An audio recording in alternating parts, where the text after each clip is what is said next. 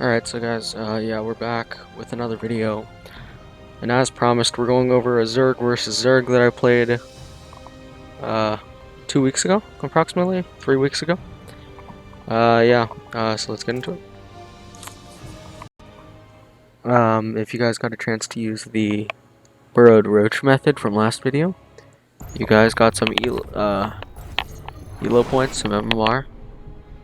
So, big nice. Everyone loves MMR, and again, this is Plat 1.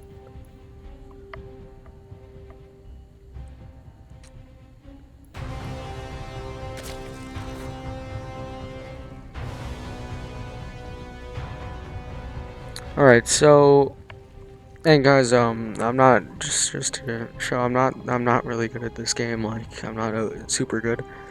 Just using these specific methods for all races to show what you can do. So next video, what we're gonna do is go over a Zerg versus Protoss tutorial, just in case you guys need. Now, in theory, you can use the Roach build from last video to use on Protoss 2, but it's not required. I just use it on Terran because it catches them off guard, so they don't use siege tanks, or they can't defend themselves with siege tanks. Now, Protoss, there's an issue with early aggression in most games, but if you attack them first, you'll be okay. Now, obviously, 16, 18, 17. I don't really know what this guy's doing, but yeah, he's going with a pretty standard build. Pretty much the same as mine.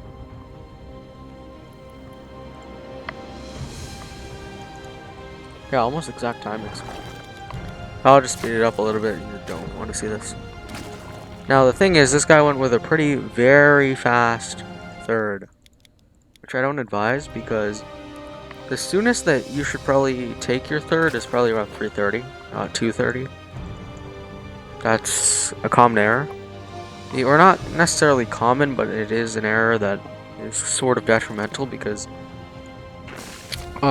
if you just have too many bases, instead of using your resources on, or your minerals specifically, on drones, and you're using the resources on anything that isn't a drone, and your production's going to be lower than your opponent, and you'll probably end up losing the game because of it.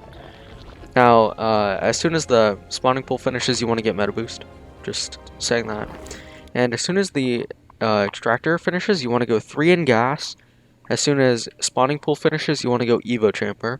Maybe like a few seconds after, 10 seconds after. And then as soon as you have enough, you can either go +1 attack or +1 carapace. It doesn't matter, it's your preference. Now, I guess what he's doing, I mean, he kind of made too many lings. Like, he's got okay, like 2 queens, whatever, it's alright. It's not doing too bad. Now, he actually surrounds my queen here, which is definitely not good. That's actually pretty horrible. But here's a method that you guys should use to try and defend cheeses, or just any sort of early rush that involves Zerglings. So if you're getting rushed by, it doesn't matter what race you are, you want to incorporate the drone. You don't want to have your drones just derping in the mineral line while he's killing them. First of all, you want to line them up, and then you want to kind of move them up the ramp and block the top of the ramp. So you see what I did here? I kind of surround, as the lings popped, or attempted to surround the Zerglings that were on the ramp. And now I'm going to chase them back, at least temporarily, for like a little bit. And then you want to get as many minerals as possible. With this build, what you want to do is constantly pile on aggression into the enemy with just a crap ton of Zerglings. So, in the perfect world, you're just getting a ton of Zerglings running across the map, and then they just GG out.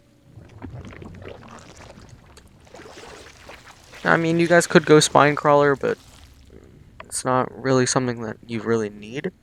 It's just that in the beginning, I like to make 4 Zerglings. Like, pretty much every game, 4 Zerglings. Just to defend against, maybe like as a Protoss and Adept, or maybe a Reaper. Reaper and Adept for Zerg, just a few Zerglings is fine. If you have a Queen, that's even better.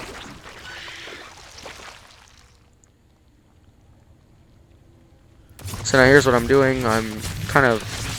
It's not too bad for me.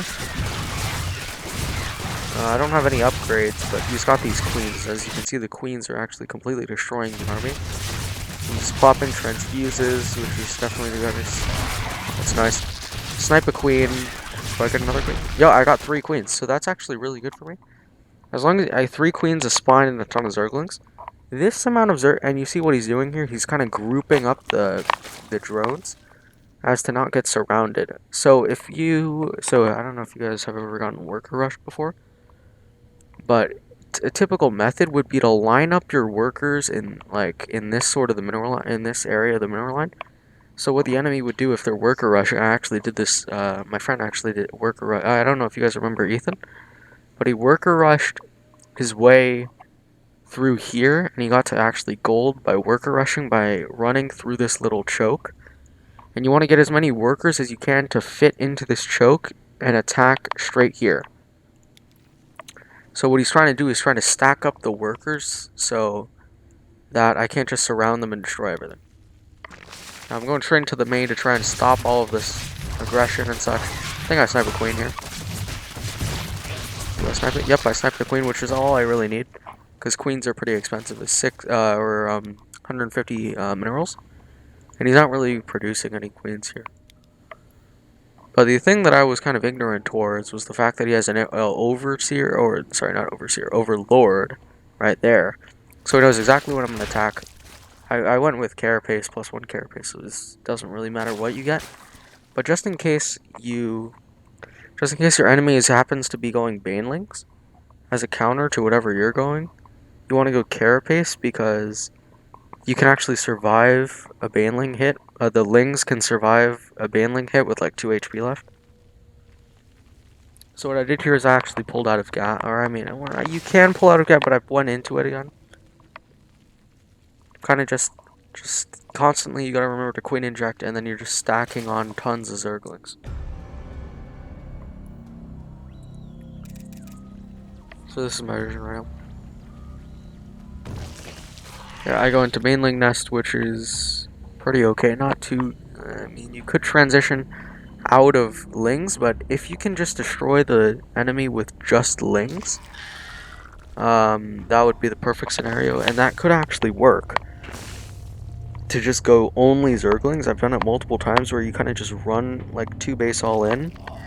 Sort of, by like 4:30 you have around like 50-60 Zerglings, and you just run in.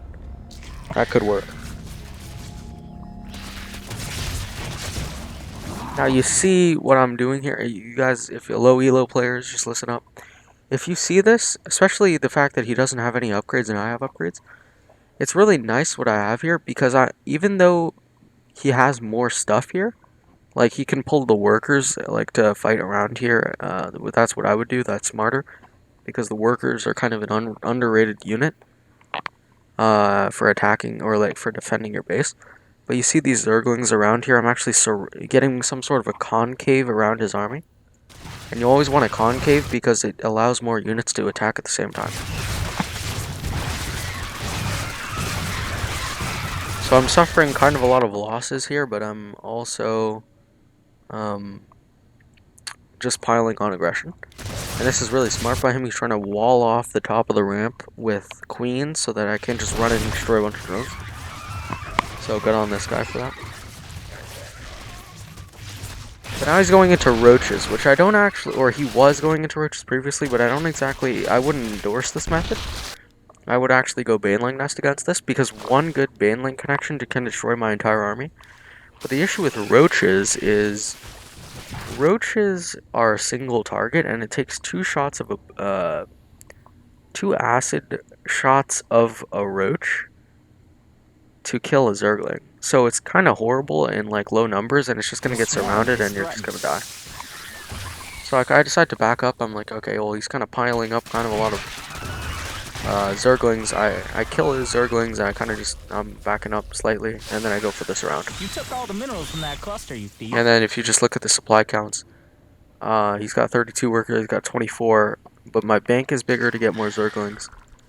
I decided to get a 3rd base, although I'm not really microing it. If you guys are less lazy than me, and feel that your micro is better, you can definitely queen inject the third base. That would actually be really good, nice for even more larva. But now I'm kind of just like, okay, well, I kind of just outplayed him right here. So he assumed, okay, if we just go back a second. So he sees my army coming right here, and then he's like, oh, well, he's going to go to attack my third base.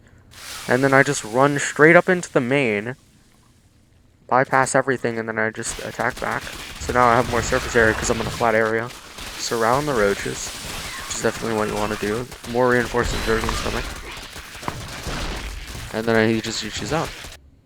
Although, disrespect to his credit, he was doing pretty well in defenses, but if he had Banelings as opposed to Roaches, I think he would have definitely done better.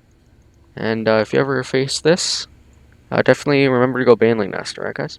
Well, with that said, I think it's enough for the video, and like, share, subscribe, and see you in the next video.